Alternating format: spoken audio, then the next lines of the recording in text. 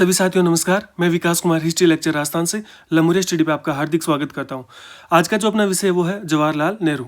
इनका जो जीवन काल है वो 14 नवंबर 1889 लेकर 27 मई 1964 तक। इनका जन्म 14 नवंबर 1889 को इलाहाबाद के अंदर हुआ। इनकी माता का नाम स्वरूप रानी और पिता का नाम मोतीलाल नेहरू। इनके जो पिता थे मोतीलाल नेहरू वो क्या थे, एक वकील थे। वकील के रूप में इन्होंने काम किया और इनका जो परिवार था वो बहुत ही ज़्यादा समृद्ध परिवार था। इनकी बहन का नाम विजय लक्ष्मी पंडित, और ये वही विजय लक्ष्मी पंडित हैं जो यूएन की जो जनरल असेंबली होती है वहाँ पर ये नियुक्त होने वाली पहली भारतीय महिला होती हैं।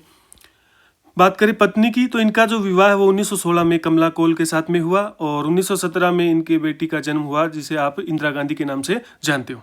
मूल रूप से कश्मीरी पंडित थे।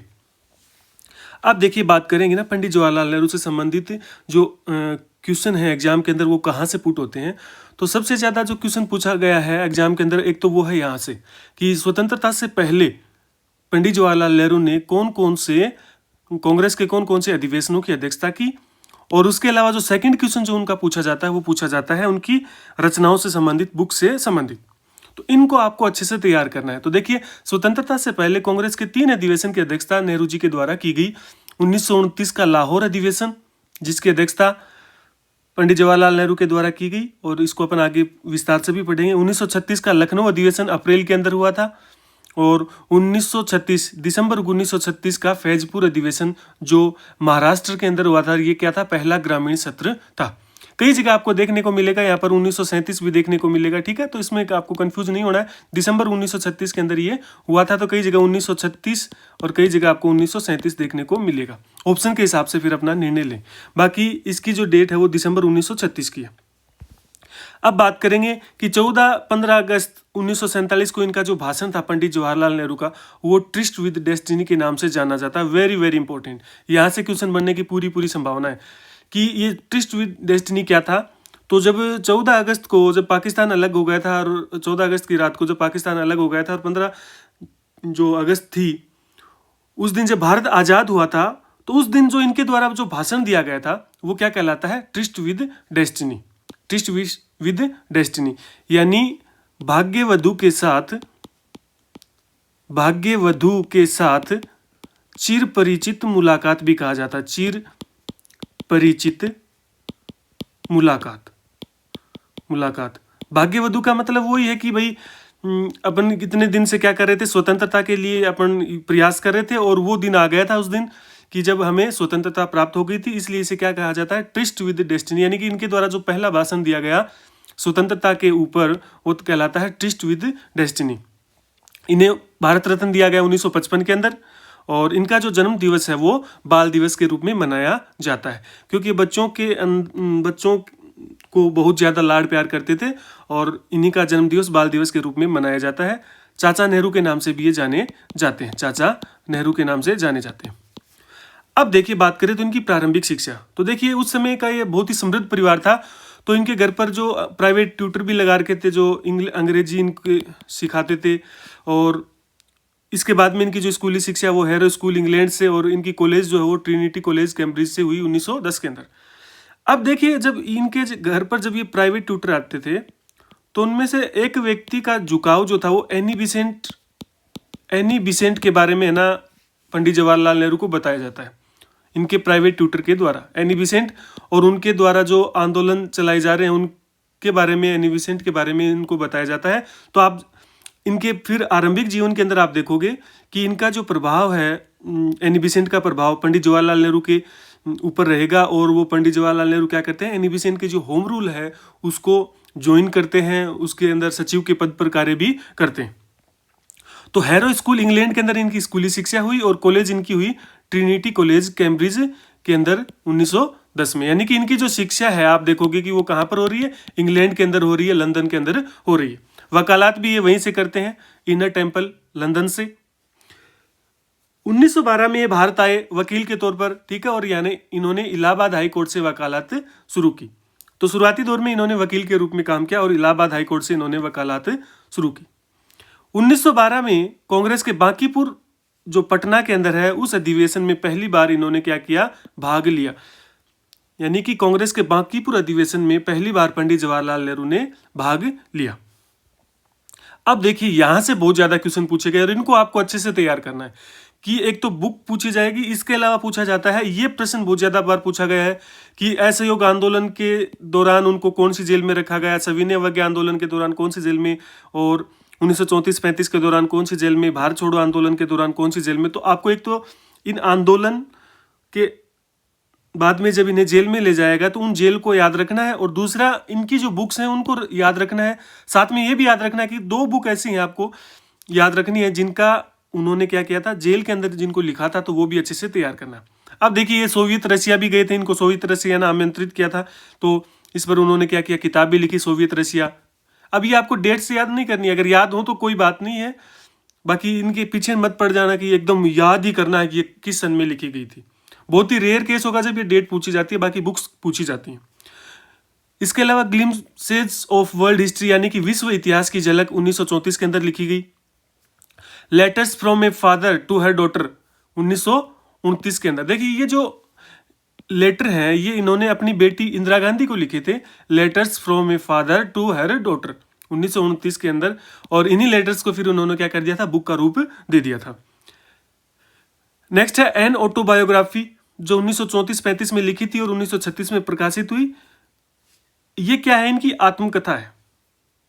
एन ऑटोबायोग्राफी जो है ये क्या है, इनकी आत्मकथा है। पंडित जवाहरलाल नेहरू की क्या है, आत्मकथा है, और जिसे यूएसए में इन्होंने 2 वर्ड्स फ्रीडम के नाम से भी प्रकाशित किया, यानी कि यूएसए में 2 वर्ड्स फ्रीडम के नाम से भी प्रकाशित हुई थी एन ऑटोबायोग्राफी।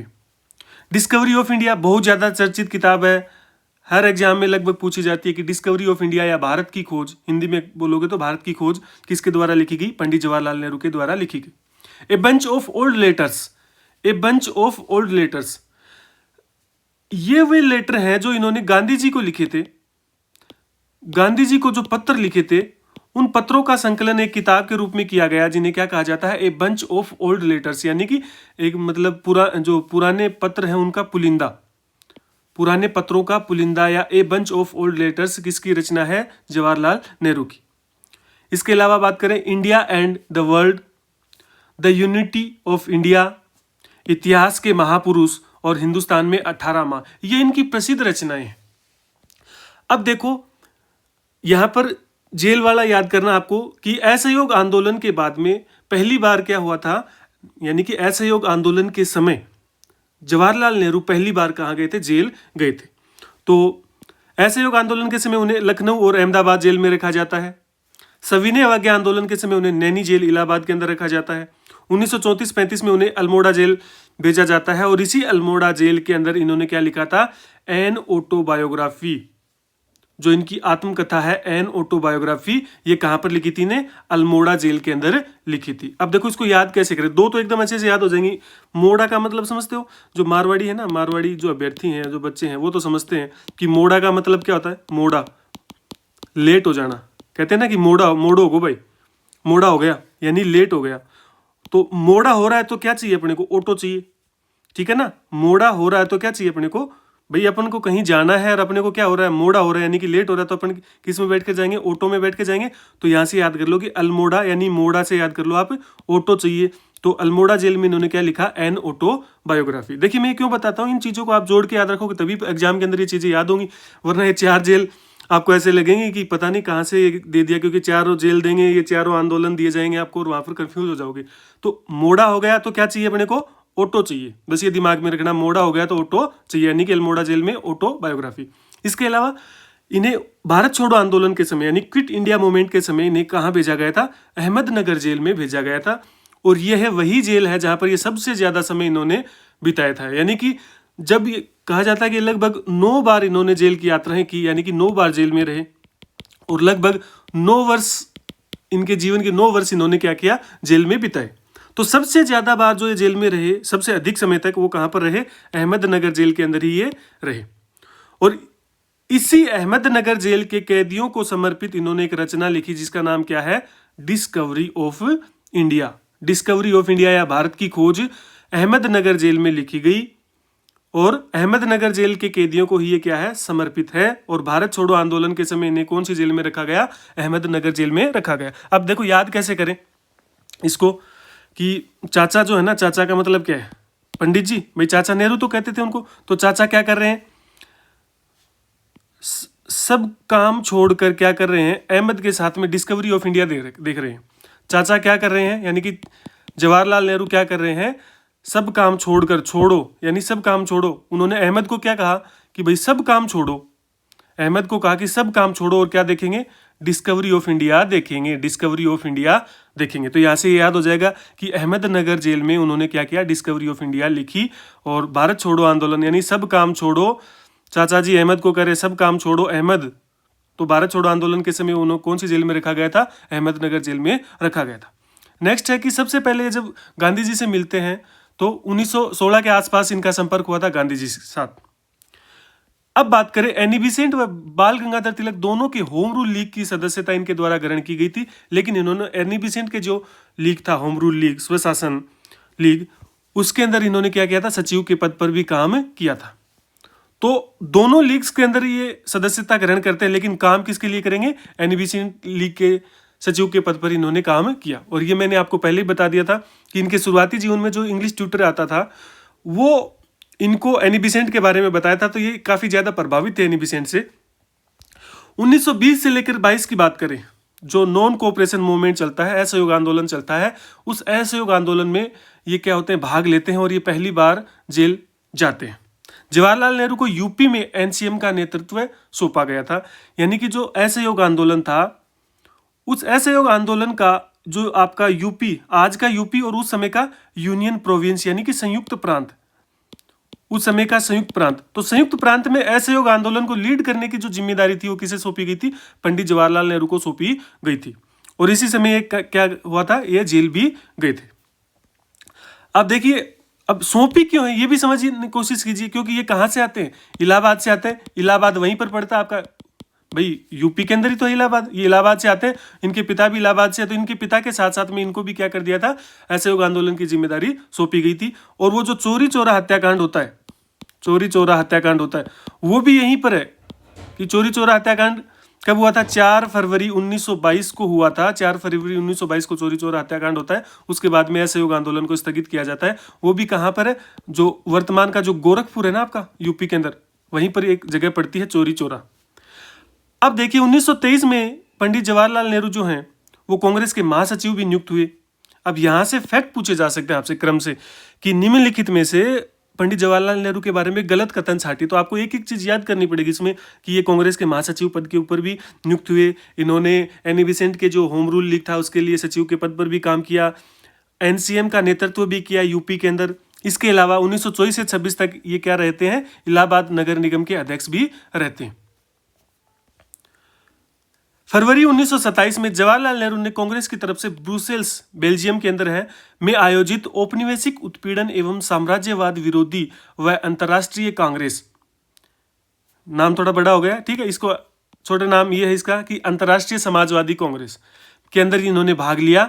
और ब्रुसेल्स में इन्होंने एक संगठन बनाया, उसका नाम क्या था, साम्राज्यवादी विरोधी व राष्ट्रीय स्वतंत्रता लीग। देखिए सीधी सी बात है कि उस समय क्या था, ब्रिटिशर्स का भारत के ऊपर शासन था और औपनिवेशिक शासन था। तो इन्होंने क्या किया कि जो भारत की जो समस्या है, जो आज़ादी पाने की समस्या है, इस समस्या का इन्होंने अंतर्राष्ट्रीयकरण शुरू किया, यानी कि इन्होंने विदेशों की यात्रा की और वहाँ पर भारतीयों पर हो रहे अत्याचारों के बारे में बताया और भारत के अंदर एक प्रकार से जो स्वशासन की जो मांग थी उसको विदेशों के सामने जाकर बताया। तो इन्होंने भारतीयों की जो समस्याएं थी उनका क्या किया, इन्होंने अंतर्राष्ट्रीयकरण किया। और इसी क्रम में फरवरी 1927 में कांग्रेस की तरफ से क्या करते हैं, अंतर्राष्ट्रीय साम्राज्यवादी कांग्रेस होती है, अंतर्राष्ट्रीय समाजवादी कांग्रेस होती है, ब्रुसेल्स के अंदर आयोजित होती है, वहाँ पर इनके द्वारा भाग लिया जाता है। अब कांग्रेस का मतलब ये मत समझना कि आप भारत के अंदर ही कांग्रेस है, कांग्रेस का मतलब ही क्या होता है, लोगों का समूह, लोगों का समूह, ठीक है ना। तो कांग्रेस जहां भी मतलब है उसका मतलब ये होता है कि लोगों का समूह। तो यहां पर इनके द्वारा भाग लिया जाता है और एक साम्राज्यवादी विरोधी व राष्ट्रीय स्वतंत्रता लीग का गठन किया जाता है। इसके अलावा 1927 में ही, नवंबर 1927 में ही जवाहरलाल नेहरू कहाँ पर गए थे, सोवियत संघ भ्रमण के लिए इनको आमंत्रित किया, तो ये वहां पर भी गए थे। इसके बाद में आपने देखा कि इन्होंने एक सोवियत रशिया के नाम से एक बुक भी लिखी। 1924 में जवाहरलाल नेहरू की अध्यक्षता में हिंदुस्तानी सेवा दल की स्थापना भी की जाती है।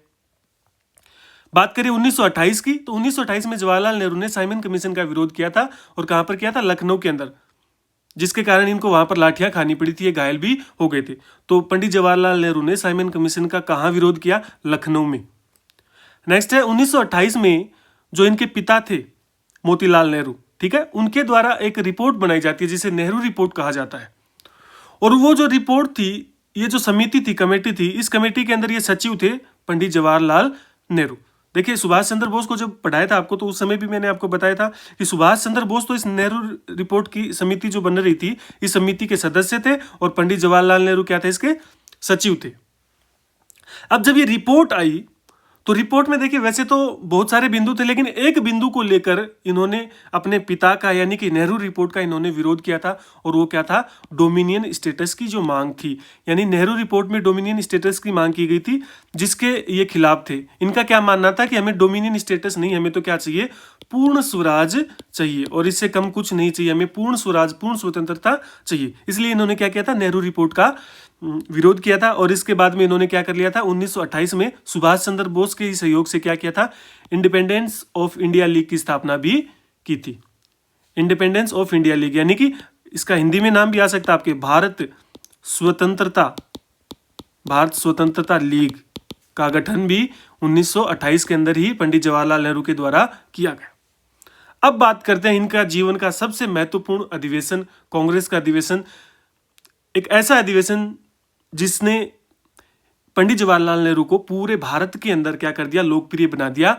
तो देखिए, वो है 1929 का कांग्रेस का लाहौर अधिवेशन, दिसंबर 1929 के अंदर हुआ। अब इसके पीछे की घटनाएं देखो, थोड़ा सा समझ विकसित कीजिए कि देखिए 1922 में क्या हुआ था? 4 फरवरी 1922 को चोरा चोरी हत्याकांड हुआ था, और उसके बाद में 12 फरवरी 1922 को असहयोग आंदोलन था। असहयोग आंदोलन, उसको क्या कर दिया गया था? रद्द कर दिया गया था, कैंसिल कर दिया गया था 12 फरवरी 1922 को गांधी जी के द्वारा। अभी असहयोग आंदोलन होने के बाद में, रद्द होने के बाद में, गांधी जी को क्या किया जाता है? जेल में डाला जाता है। और जेल से जब इनको रिहा कर दिया जाता, तो रिहा होने के बाद में लगभग 1928 तक गांधी जी क्या रहते हैं? राजनीति से दूर रहते हैं, केवल एक मौके को छोड़कर, जब उनके द्वारा 1924 में बेलगांव अधिवेशन की अध्यक्षता की जाती है। एकमात्र ऐसा अधिवेशन जिसकी गांधी जी ने अध्यक्षता की, कौन सा था? बेलगांव अधिवेशन। इसकी अध्यक्षता करते हैं। बाकी आप देखोगे कि 1922 से लेकर के 1928 तक का ऐसा समय है जहां पर गांधी जी क्या हो जाते हैं? सक्रिय राजनीति के से क्या हो जाते हैं? मतलब दूर हो जाते हैं, राजनीति से क्या हो जाते हैं? दूर हो जाते हैं। लेकिन 1928 अंतिम दौर में और 1929 के अंदर वे फिर से क्या होते हैं? सक्रिय होते हैं। तो कांग्रेसियों की यह मांग रहती है कि 1929 में क्या किया जाए कि जो कांग्रेस का अधिवेशन होगा उसका अध्यक्ष किसे बनाया जाए? गांधी जी को बनाया जाए। लेकिन गांधी जी ने किसका प्रस्ताव रखा? पंडित जवाहरलाल नेहरू का प्रस्ताव रखा कि मैं नहीं, कि एक युवा जो है वो क्या करेगा? अब कांग्रेस की अध्यक्षता करेगा। और इन्होंने ही क्या किया? जवाहरलाल नेहरू का नाम सुझाया। तो 1929 के अंदर कांग्रेस का लाहौर अधिवेशन पंडित जवाहरलाल नेहरू की अध्यक्षता में शुरू होता है, दिसंबर 1929 में, और रावी नदी के तट पर यह अधिवेशन होता है। इंपॉर्टेंट क्यों होता है? दूसरी बात यह भी थी कि यहां पर पंडित जवाहरलाल नेहरू को ही क्यों चुना गांधी जी ने? वैसे देखें तो प्रांतीय जो वोट थे उनमें से केवल 3 वोट ही मिले थे यहां पर पंडित जवाहरलाल नेहरू को, लेकिन गांधी जी के सपोर्ट से ये क्या बन गए? अध्यक्ष बन गए। और दूसरा कारण यह भी था कि ये जो पूर्ण स्वराज की जो मांग थी ना, इसे लोकप्रिय बनाने का काम पूरे भारत के अंदर कौन व्यक्ति कर रहा है? पंडित जवाहरलाल नेहरू कर रहे हैं। तो इन्होंने, गांधी जी ने देखा कि एक ऐसा व्यक्ति है जो पूर्ण स्वराज की मांग को लोकप्रिय जिसने बनाया है, क्यों ना उसी को क्या कर दिया जाए? इसका अध्यक्ष बना दिया जाए। तो यही वो अधिवेशन है जिसमें पंडित जवाहरलाल नेहरू ने पूर्ण स्वराज या पूर्ण स्वतंत्रता की मांग की थी। इसके अलावा विदेश नीति भी तय हुई थी। और विदेश नीति का मतलब क्या था यहाँ पे? कि जब भी गोलमेज सम्मेलन होंगे तो उसमें कांग्रेस भाग नहीं लेगी। तो कांग्रेस ने मुख्य लक्ष्य घोषित किया किसे? पूर्ण स्वराज को। 1929 का लाहौर अधिवेशन जिसमें कांग्रेस ने क्या किया? कांग्रेस का मुख्य लक्ष्य घोषित किया कि हमें क्या चाहिए? पूर्ण स्वराज या पूर्ण स्वतंत्रता चाहिए। नेक्स्ट है कि सविनय अवज्ञा आंदोलन शुरू किया जाएगा। ये सारी की सारी बातें इस लाहौर अधिवेशन में तय हो गई थी कि अगर ब्रिटिशर्स क्या नहीं करते हैं, हमारी जो मांग है वो पूरी नहीं करते, पूर्ण स्वराज की मांग पूरी नहीं करते, तो हम क्या कर देंगे फिर? कि सविनय अवज्ञा आंदोलन शुरू कर देंगे। इसके अलावा इन्होंने यह निर्णय लिया कि आगामी 26 जनवरी 1930 को क्या किया जाएगा? पूरे देश में पहला स्वतंत्रता दिवस मनाया जाएगा। तो ऐसा ही हुआ कि ये जो लाहौर अधिवेशन की बातें थी, इनके बाद में 26 जनवरी 1930 को पूरे देश में पहला स्वतंत्रता दिवस मनाया गया और 31 दिसंबर 1929 को रावी नदी के तट पर इंकलाब जिंदाबाद के नारों के बीच में तिरंगा झंडा फहराया गया। तो ये था आपका 1929 का कांग्रेस का लाहौर अधिवेशन, जिसकी पहली बार यानी कि जवाहरलाल नेहरू क्या कर रहे हैं, प्रथम बार कांग्रेस के अधिवेशन की अध्यक्षता कर रहे हैं। अध्यक्षीय भाषण देखिए इनका बहुत ज्यादा इंपॉर्टेंट हो जाता है कि इन्होंने क्या कहा था कि मैं एक समाजवादी एवं गणतंत्रवादी हूं और राजा व राजकुमारों में विश्वास नहीं करता। तो इन्होंने एकदम साफ क्लियर कर दिया था कि मैं क्या हूं, एक समाजवादी हूं, एक गणतंत्रवादी हूं, मुझे राजा और जो राजकुमार हैं उनकी प्रथाओं में विश्वास नहीं है, मैं गणतंत्र का समर्थन करता हूं। इसके अलावा आर्थिक स्वतंत्रता के बिना राजनीतिक स्वतंत्रता क्या निरर्थक है, इस बात को भी लोकप्रिय किसने किया, जवाहरलाल नेहरू के द्वारा किया गया। जो दिल्ली समझौता होता है गांधी इरविन के बीच में 5 मार्च 1931 को, 5 मार्च 1931 को जो गांधी इरविन समझौता होता है, जिसे दिल्ली समझौता भी कहा जाता है, इस दिल्ली समझौते से जवाहरलाल नेहरू क्या होते हैं, निराश होते हैं और उन्होंने अपनी आत्मकथा एन ऑटोबायोग्राफी में, जो टी.एस. इलियट है एक साहित्यकार, इस टी.एस. इलियट की जो पंक्तियां थी उनको दोहराते हुए लिखा कि इस प्रकार जब दुनिया का अंत होता है तो कोई धमाका नहीं होता, एक करुण आह भर निकलती है। यानी इन्होंने अपनी ऑटोबायोग्राफी में बातें लिखी है, क्योंकि ये भी क्या थे कि जो दिल्ली समझौता था, गांधी इरविन समझौता था, उससे ये क्या थे, नाराज थे, निराश थे और उन्होंने टी.एस. इलियट की इन बातों को, इन पंक्तियों को दोहराया कि इस प्रकार जब दुनिया का अंत होता है ना तो कोई धमाका नहीं होता है, केवल एक करुण आह भर ही निकलती है। देखिए मैंने आपको है ना जो अलग अलग व्यक्तित्व पढ़ाए हैं कि जो अपना यहाँ से लगभग है ना आपके जितने भी क्वेश्चन आते हैं ना हिस्ट्री के अंदर, इंडियन हिस्ट्री के फर्स्ट ग्रेड फर्स्ट पेपर की बात मैं कर रहा हूँ, तो मैंने आपको अलग अलग व्यक्तित्वों को पहले पढ़ाया। क्यों? क्योंकि अगर मैं पूरा का पूरा वो जो गांधी वाला जो पढ़ाने बैठ जाता है ना तो उसमें बहुत ज़्यादा टाइम लगता है आपको, और वहाँ से प्रश्न 1 या 2 प्रश्न आने। तो इसलिए मैंने पहले क्या कर दिया, जितने भी आपके व्यक्तित्व दिए हुए थे उनको अलग अलग से पढ़ा दिया। अब इसके बाद में अपन क्या करेंगे कि इसके बाद में जो मुगल कालीन जो साहित्य है, कला है और जो चित्रकला है, स्थापत्य कला, उसको पढ़ेंगे और उसके बाद में फिर गांधी जी को सबसे बाद में पढ़ेंगे, क्योंकि वो स्वतंत्रता आंदोलन है, क्योंकि उसमें आपको बहुत ज़्यादा समय लग जाता, प्रश्न वहाँ से 1 या 2 आना है और आप पूरा इतना अपने आप को ऐसे लगता है आपको कि मेरा तो इतना सिलेबस बचा हुआ है, मैं क्या करूँ। इसलिए मैंने सारे नेताओं को पहले पढ़ाया। और अगर यही बात होती ना कि अगर जो इतिहास पढ़ने वाले बच्चे हैं, जो सेकंड पेपर की तैयारी करते हैं, उनको फिर वो अलग से पढ़ना, मतलब उनके लिए ना वो प्रोसेस होता है कि पहले आप पूरा का पूरा स्वतंत्रता आंदोलन पढ़ो, उसके अंदर ये क्या हो जाती है, सारी बातें उसके अंदर इंक्लूड हो जाती हैं। लेकिन अपने इसको थोड़ा सा अलग तरीके से पढ़ा। क्यों? क्योंकि एक तो आपका दिमाग में ये नहीं रहेगा कि मेरा इतना सिलेबस बचा हुआ है, क्योंकि जब आप देखते हो कि अलग अलग व्यक्तित्व के नाम दिए हुए हैं आपको, तो वहाँ पर आपको ऐसा लगता है कि यार मेरा तो है ना बहुत ज़्यादा सिलेबस बच गया। इसलिए मैंने इनको पहले पढ़ाया है, उसके बाद में अपन क्या पढ़ेंगे, गांधी जी और स्वतंत्रता आंदोलन को। अब देखिए लिनलिथगो के अनुसार जो अगस्त प्रस्ताव था 8/8/1940 को, अच्छे से याद करना आपको कि जो अगस्त प्रस्ताव था, उस अगस्त प्रस्ताव में डोमिनियन स्टेटस को लेकर के क्या हो जाता है, पंडित जवाहरलाल नेहरू निराश होते हैं और उन्होंने रास्तों का अलगाव, बहुत ज्यादा इंपॉर्टेंट है कि रास्तों का अलगाव यानी कि the parting of the ways शीर्षक से एक निबंध लिखा था। और इसी अगस्त प्रस्ताव को या लिनलिथगो प्रस्ताव को इन्होंने, पंडित जवाहरलाल नेहरू ने क्या कहा था, दरवाजे में जड़ी जंग लगी कील बताया था। बहुत ज्यादा इंपॉर्टेंट है, क्योंकि ये जो कील वाला है ना, 2 एग्जाम्पल सामने आते हैं आपके। तो यहाँ पर दरवाजे में जड़ी जंग लगी कील किसने बताया, पंडित जवाहरलाल नेहरू ने बताया। और किसे बताया, अगस्त प्रस्ताव को बताया या लिनलिथगो प्रस्ताव को बताया। व्यक्तिगत सत्याग्रह होता है 17 अक्टूबर 1940 को शुरू होता है, जिसमें पहले सत्याग्रही कौन होते हैं, विनोबा भावे होते हैं, और द्वितीय सत्याग्रही कौन होते हैं, पंडित जवाहरलाल नेहरू होते हैं। जब आपको सुभाष चंद्र बोस पढ़ाया था तो मैंने उस समय आपको ये बताया था कि जब सुभाष चंद्र बोस कांग्रेस के अध्यक्ष थे तो उनका ये मानना था कि एक हम बड़े स्तर पर क्या करेंगे, सविनय अवज्ञा आंदोलन शुरू करना चाहिए। लेकिन गांधी जी इस चीज के पक्ष में नहीं थे, क्योंकि गांधी जी को मानना था अभी तो कोई बड़ा आंदोलन किया है और अभी दूसरा विश्व युद्ध भाई होने वाला था। तो गांधी जी का मानना था कि अभी कांग्रेस और जो भारत की जनता है वो एक बड़ा आंदोलन करने के मूड में नहीं है और नहीं कर पाएंगे हम। इसलिए गांधी जी ने क्या कर दिया, फिर 17 अक्टूबर 1940 को इन्होंने क्या कर दिया कि एक व्यक्तिगत सत्याग्रह शुरू किया। और व्यक्तिगत सत्याग्रह में पहला सत्याग्रही तो होता है विनोबा भावे और दूसरे सत्याग्रही कौन होते हैं, जवाहरलाल नेहरू। इसके अलावा आपको वहां भी बताया था सुभाष चंद्र बोस के अंदर कि राष्ट्रीय योजना समिति बनी थी, नेशनल प्लान कमेटी, उसके अध्यक्ष किसे बनाया जाता है, पंडित जवाहरलाल नेहरू को बनाया जाता है। 1931 का जो कराची अधिवेशन बताया था, वहां पर जो मौलिक अधिकार और जो आर्थिक प्रस्ताव पारित किए गए थे, उनका जो प्रस्ताव था वो किसके द्वारा तैयार किया गया था? पंडित जवाहरलाल नेहरू के द्वारा तैयार किया गया था। 1931 के कराची अधिवेशन में मौलिक अधिकारों का जो प्रस्ताव था उसका किसने तैयार किया था? उसे पंडित जवाहरलाल नेहरू ने तैयार किया था। ये देखिए, चीजें पीछे भी आ चुकी हैं, इसलिए मैं थोड़ा जल्दी बता रहा हूँ आपको, क्योंकि कराची अधिवेशन के बारे में आपको अच्छे से बताया था मैंने। 1934 में जवाहरलाल नेहरू कांग्रेस के अंदर स्थापित कांग्रेस समाजवादी दल के सदस्य भी बनते हैं। 1936 में लखनऊ जो अधिवेशन होता है, जिसकी अध्यक्षता पंडित जवाहरलाल नेहरू के द्वारा की जाती है, इस अधिवेशन में समाजवाद को लक्ष्य घोषित किया था कांग्रेस ने, यानी कि पंडित जवाहरलाल नेहरू ने। और इनका एक कथन आता है कि विश्व व भारत की समस्याओं का अंतिम समाधान समाजवाद में ही निहित है। यानी कांग्रेस का जो मुख्य लक्ष्य समाजवाद घोषित कर दिया जाता है। कब? 1936 के लखनऊ अधिवेशन के अंदर, क्योंकि पंडित जवाहरलाल नेहरू खुद क्या है, एक प्रकार से समाजवादी विचारधारा को मानने वाले व्यक्ति हैं। अब 1936-37, देखो मैंने 36-37 को लिखा है, वो ये पहले भी मैं आपको बता चुका हूं कि कई जगह आपको 1936 मिलेगा फैजपुर अधिवेशन, कई जगह आपको 1937 मिलेगा। तो 1936 का जो फैजपुर अधिवेशन था, दिसंबर 1936 के अंदर ये आयोजित हुआ था।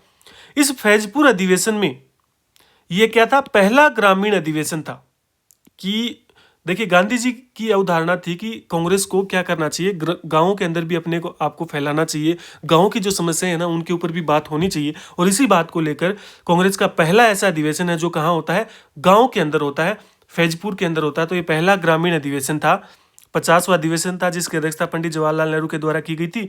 और इन्होंने अपने अध्यक्षीय भाषण में देखो क्या कहा, समाजवाद नहीं जनतंत्रात्मक शासन कांग्रेस की नीति है। देखिए 1936 में समाजवाद की बात करते हैं और नेक्स्ट ही अगले साल ही, मतलब उसी साल आप कह सकते हो दिसंबर के अंदर, कि समाजवाद नहीं जनतंत्रात्मक शासन कांग्रेस की नीति है। 1936 में ही नागरिक अधिकारों की रक्षा के लिए जवाहरलाल नेहरू के प्रयास से ही मुंबई में क्या होता है? इंडियन सिविल लिबर्टीज यूनियन का गठन होता है, जिसके वास्तविक अध्यक्ष होते हैं सरोजनी नायडू, और मानद अध्यक्ष या जो अवैतनिक अध्यक्ष होते हैं वो कौन होते हैं? रविंद्रनाथ टैगोर। और लगभग 1941 के आसपास ही गांधी जी ने ये तय कर दिया था, ये घोषित कर दिया था कि मेरे जो उत्तराधिकारी हैं वो कौन होंगे? पंडित जवाहरलाल नेहरू होंगे। तो गांधी जी ने पंडित जवाहरलाल नेहरू को 41 के आसपास अपना उत्तराधिकारी घोषित कर दिया था। बात करें अंतरिम सरकार की, जब कैबिनेट मिशन के बाद में अंतरिम सरकार का जो गठन किया गया, तो 2 सितंबर 1946 को जवाहरलाल नेहरू ने अंतरिम सरकार का गठन किया और 13 दिसंबर 1946 को संविधान सभा के सामने इन्होंने क्या रखा था? उद्देश्य प्रस्ताव पेश किया था। और इस अंतरिम सरकार में पंडित जवाहरलाल नेहरू क्या थे? उपाध्यक्ष। ये बहुत ज्यादा इंपॉर्टेंट है, कई बार बच्चे क्या कर जाते हैं, इसको अध्यक्ष कर जाते हैं, क्योंकि अंतरिम सरकार थी। तो अंतरिम सरकार में जो मेन मुख्य आदमी थे वो पंडित जवाहरलाल नेहरू थे, इसलिए यहाँ पर वो गड़बड़ कर जाते हैं और यहाँ पर क्या लिख देते हैं? अध्यक्ष। लेकिन अंतरिम सरकार में पंडित जवाहरलाल नेहरू क्या थे? उपाध्यक्ष थे। तो अध्यक्ष कौन था? तो अध्यक्ष खुद गवर्नर या जो वाइस राय है आपका, वो क्या था? अध्यक्ष था। और पंडित जवाहरलाल नेहरू क्या थे? इसमें उपाध्यक्ष थे। अब देखिए, पंडित जवाहरलाल नेहरू जो डोमिनियन भारत था 15 अगस्त 1947 से लेकर के 26 जनवरी 1950 तक, उसके पहले प्रधानमंत्री बने। इसके बाद में जो रिपब्लिक इंडिया, जब राष्ट्रपति का जो पद मतलब बना दिया जाता है, उसके बाद में जो पहले प्रधानमंत्री वो भी कौन बने? पंडित जवाहरलाल नेहरू ही बने। और 27 मई 1964 तक वो अपनी मृत्यु तक इस पद पर बने रहे। 7 सितंबर 1946 को वायसराय की जो कार्यकारी परिषद के उपाध्यक्ष के रूप में जवाहरलाल नेहरू ने घोषणा की थी कि हम अधिकतम संभव तरीके से शक्ति समूहों की राजनीति से खुद को अलग रखेंगे। यानी कि हम प्रयास करेंगे कि जितने भी शक्ति समूह बने हुए विश्व के अंदर, उन शक्ति समूहों से हम अपने आप को अलग रखेंगे, यानी कि भारत को अलग रखेंगे, जो अतीत में विश्व युद्ध का कारण रही और आगे भी बड़े पैमाने पर तबाही का कारण बन सकती है। यानी कि इन्होंने जो वायसराय की कार्यकारिणी परिषद की उपाध्यक्ष के रूप में ही घोषणा कर दी थी आजादी से पहले ही। एक प्रकार से इनकी विदेश नीति का एक अहम बिंदु था, जो कहा जाता है कि नॉन अलाइड मूवमेंट, यानी कि जो गुट निरपेक्ष नीति है, इन्होंने पहले ही घोषणा कर दी स्वतंत्रता से पहले ही कि भारत की स्थिति क्या होगी। जो उस समय विश्व 2 गुटों में बटा हुआ था कि एक गुट में तो उधर अमेरिका प्रतिनिधित्व कर रहा था, एक साइड में कौन? रूस प्रतिनिधित्व कर रहा था। तो इन 2 गुटों का इन्होंने क्या कर दिया, एक प्रकार से विश्व के सामने अपनी बात रखी कि इन्होंने क्या रखा कि हम अधिकतम प्रयास करेंगे कि ये जो शक्ति समूह बने हैं इनकी राजनीति से हम अपने आप को अलग रखेंगे। क्यों? क्योंकि ये जो शक्ति समूह बने, इन्हीं की वजह से क्या हुआ था कि पहला विश्व युद्ध, दूसरा विश्व युद्ध हुआ था, और आगे भी क्या हो सकती है, इन्हीं के कारण क्या हो सकते हैं, बड़े तबाही के कारण बन सकते हैं। इसलिए हम आपको इन गुटों से क्या रखेंगे, अलग रखेंगे। और इसी नीति को क्या कहा जाता है, गुट निरपेक्ष की नीति कहा जाता है, कि हम अपने आप को किसी भी गुट में शामिल नहीं करेंगे। अब इसी गुट निरपेक्ष नीति के तहत 1955 में देखो कि बांडुंग जो सम्मेलन हुआ था इंडोनेशिया में, तो गुट निरपेक्ष आंदोलन को एक स्पष्ट रूप इसी बांडुंग सम्मेलन में प्राप्त हुआ था, और जवाहरलाल नेहरू ने भी इसके अंदर भाग लिया था। पहला गुट निरपेक्ष आंदोलन बेलग्रेड के अंदर हुआ, जिसमें पंडित जवाहरलाल नेहरू ने भाग लिया। अब पंचशील समझौता क्या था, देखिए आपके जो सिलेबस में वो तो लिखा हुआ है कि स्वतंत्रता आंदोलन के क्रम में इन व्यक्तियों की जो भी उपलब्धियां थी वो थी, लेकिन फिर भी क्या पता कोई ऐसा क्वेश्चन बन जाए जो स्वतंत्रता के बाद वाले टॉपिक से भी बन जाए, तो एक नॉर्मली आपके दिमाग में होना चाहिए कि पंचशील समझौता क्या था। तो 29 अप्रैल 1954 को पंडित जवाहरलाल नेहरू, भारत के प्रधानमंत्री, और चीन के प्रधानमंत्री चौ एनलाई के बीच में एक समझौता हुआ था, जिसे क्या कहा जाता है, पंचशील समझौता। इसमें 5 सिद्धांत थे जिनको भारत और चीन दोनों को फॉलो करना था, और इसी समय वो जो नारा आया था वो आया था, हिंदी चीनी भाई भाई, हिंदी चीनी भाई भाई। लेकिन इसी नारे को आप ये कह सकते हो कि धूमिल किया था चीन ने, कि 1962 में चीन ने क्या कर दिया था, भारत पे आक्रमण कर दिया था। ठीक है, तो ये पंचशील समझौता तिब्बत से संबंधित है, कि जो तिब्बत को लेकर ये पंचशील समझौता हुआ था। पंडित जवाहरलाल नेहरू ने बहुउद्देशीय नदी घाटी परियोजनाओं को क्या कहा था, आधुनिक भारत का मंदिर कहा। और जब ये 1963 के अंदर भाखड़ा नांगल जो बांध था उसका उद्घाटन कर रहे थे, तो उसकी हाइट वगैरह को देखकर इन्होंने क्या कहा था, कि भाखड़ा नांगल बांध को इन्होंने क्या कहा था, अद्भुत व चमत्कारिक विराट वस्तु कहा था। इसके अलावा इन्हीं के नेतृत्व के अंदर, यानी कि इनके प्रधानमंत्री के काल में ही 1948 में परमाणु ऊर्जा आयोग की स्थापना हुई। 1954 में परमाणु ऊर्जा विभाग का गठन किया गया। 1954 में ही परमाणु ऊर्जा अनुसंधान केंद्र की स्थापना हुई, और 1958 में प्रथम विज्ञान नीति का प्रस्ताव पारित किया गया, और 1958 में ही DRDO की स्थापना हुई। तो ये थे पंडित जवाहरलाल नेहरू। देखिए हम केवल इतनी ही बात करेंगे, जो अपने एग्जाम से संबंधित पॉइंट है ना उसी पर बात करेंगे।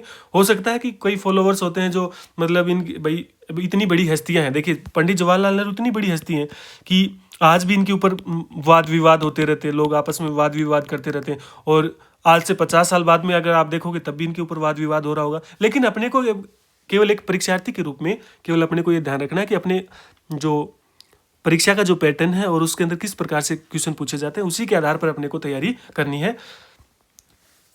धन्यवाद। अगर वीडियोज पसंद आते हैं लाइक शेयर और सब्सक्राइब जरूर करें। और देखिए आपको अगर ये मतलब ये मैटर पसंद आ रहा है ना, तो ज़्यादा से ज़्यादा ना इसको शेयर जरूर कीजिएगा चैनल को, ताकि मोटिवेशन मिलता रहे, और टेलीग्राम को भी ज्वाइन कर लीजिएगा। धन्यवाद।